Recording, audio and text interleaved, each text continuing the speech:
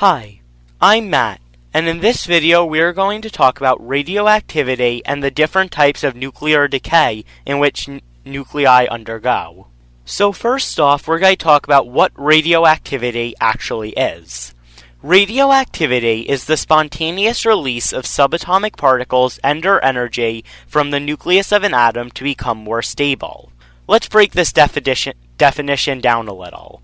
Spontaneously means that it happens naturally in the universe and is thermodynamically favorable. Subatomic particles are the particles that make up atoms, such as protons, neutrons, electrons, and positrons. Electrons and beta particles are similar but do have some differences that we'll talk about later, and we don't have to worry about what antimatter is for the scope of this video. Energy is the ability to do work or apply a force over a distance. There are many different types of energy, but in this particular video we're only going to focus on radiation. And lastly, when we say becomes more stable, that means the process releases energy so that the products have less energy than before the reaction occurred. And just for a quick note, atoms that emit particles in the methods described above are said to be radioactive. Now that we've talked about what radioactivity is, now let's talk about why nuclei decay in the first place.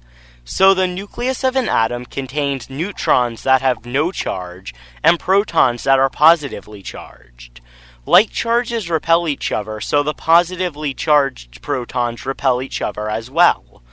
But despite this repulsion, the stable nuclei do not break apart as you would expect. This is because the strong nuclear force, one of the fundamental forces of the universe, holds the nuclei of the atom together. So in stable atoms, which is most atoms, the strong nuclear force is stronger than the repulsive forces between the protons, so no decay occurs and the atom is considered stable. In a radioactive atom, though, the strong nuclear force is not enough to prevent the decay as the repulsive forces dominate and the protons push the nucleus apart, in a process we call nuclear decay. This imbalance of forces, or more specifically the repulsive forces being stronger than the strong nuclear force, is caused by there being too many nucleons in the nucleus, or an unstable ratio of protons to neutrons. For the first case, there's just too many protons and neutrons for the strong nuclear force to hold together. This is why elements with more than 82 protons, or everything after lead on the periodic table, are unstable. And then for the second case of the unstable ratio, this is exhibited by many lighter isotopes, such as hydrogen-3 and carbon-14. They are unstable because compared to the number of protons, there are so many neutrons that the strong nuclear force cannot hold the atom together. When an atom decays, like described on the last slide, it often goes through what's known as a transmutation. This is the process by which one element turns into another element through a nuclear decay reaction. And transmutation can occur both naturally and artificially. When it occurs naturally, it is referred to as natural transmutation or spontaneous radioactive decay. However, humans have been able to do this process in the lab to produce heavy elements, and when this occurs, it is referred to as artificial transmutation. Some elements will even go through natural transmutations multiple times before becoming stable atoms. These transitions are referred to as an element's decay series. A good example of an element with a decay series is uranium-238, which transmutates more than 10 times before becoming a stable isotope of lead. Now that we've talked about why radioactive atoms decay, we can now talk about how they decay. So an atom decays by emitting particles and/or energy, and whichever type of particle or energy they release is known as that atom's decay mode. There are 6 main types of decay modes that we will discuss.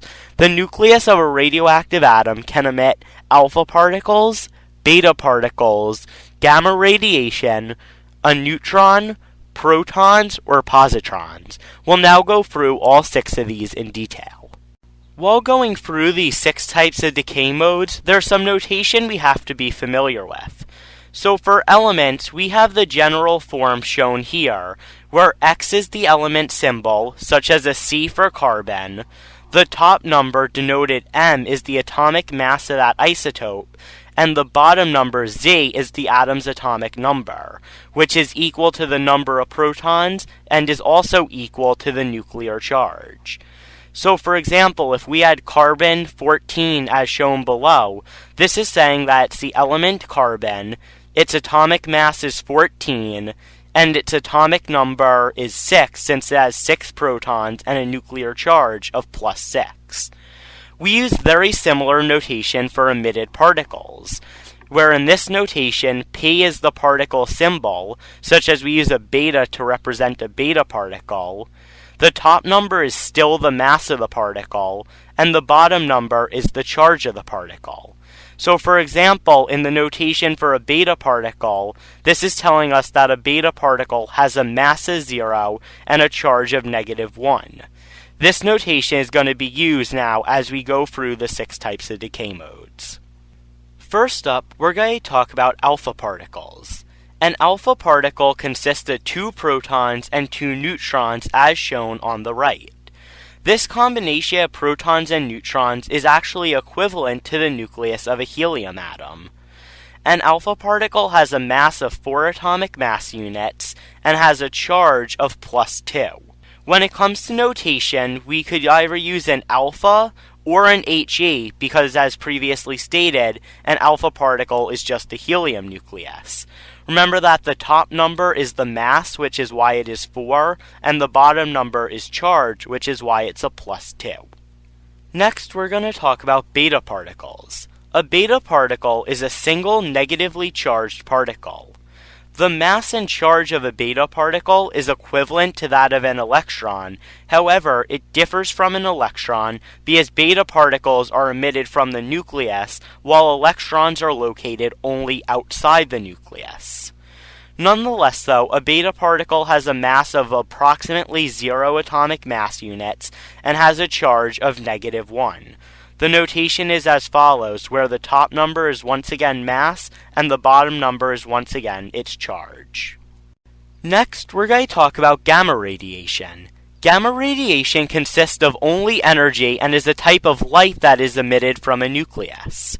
It has a mass of 0 atomic mass units and has no charge, as it is neutral. For the notation, we use the Greek symbol gamma, and then the top and bottom numbers are both 0 because it is massless and chargeless. The 4th type of decay we are going to discuss is neutron decay. A neutron is one of the major subatomic particles that makes up the nucleus. It has a mass of 1 atomic mass unit, and it has no charge as it is neutral.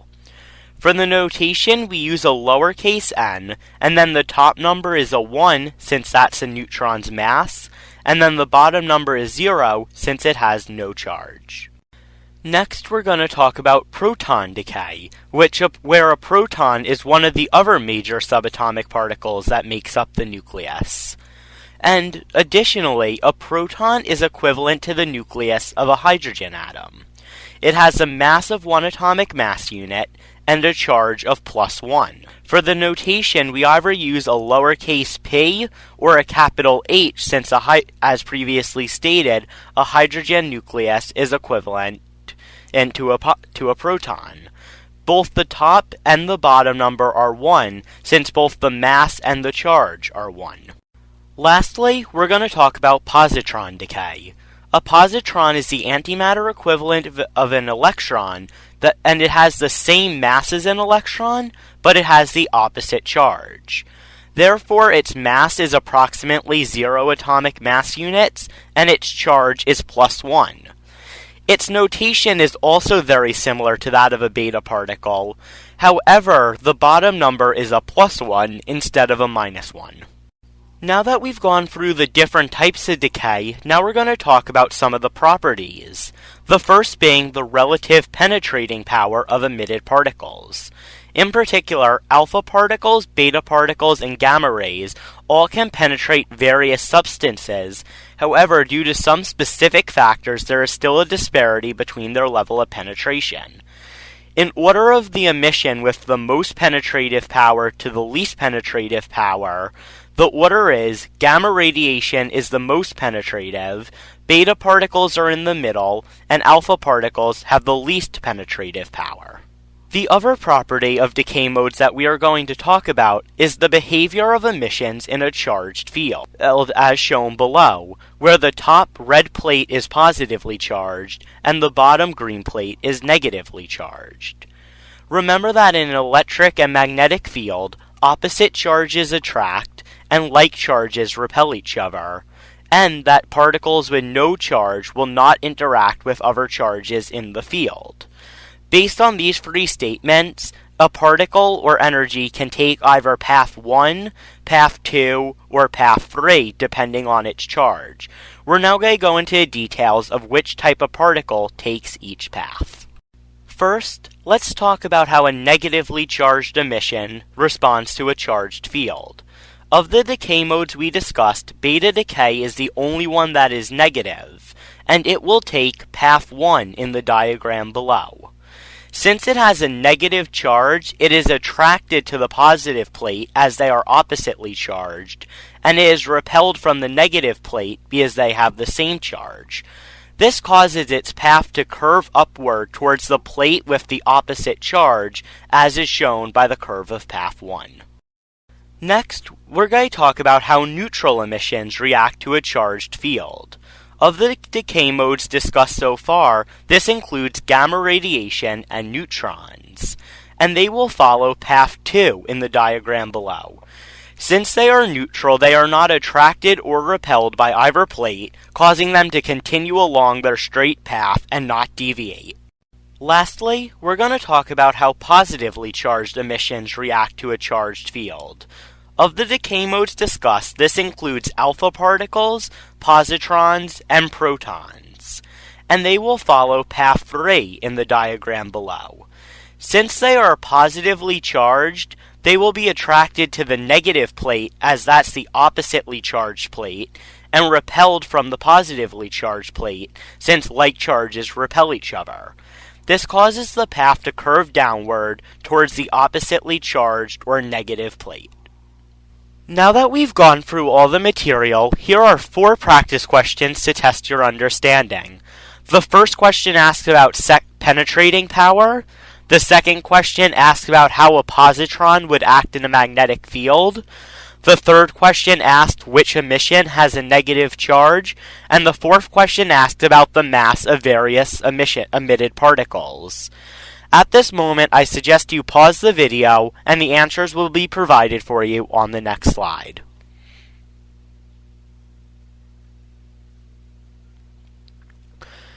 So here are the solutions. The first answer was alpha particles, as they have the least penetrating power.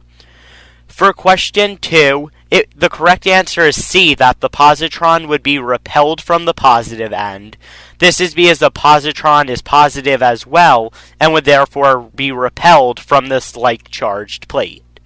For question 3 of the 4, the beta particle is the only one with a negative charge. And then for question 4, gamma radiation has 0 mass, and positron and beta particles also have a mass very close to 0, which is why alpha particle is the only correct answer. Hopefully you got these. If not, feel free to leave any questions you have in the comments below, and I will get back to you as quickly as possible. Thank you so much for watching. Have a great day.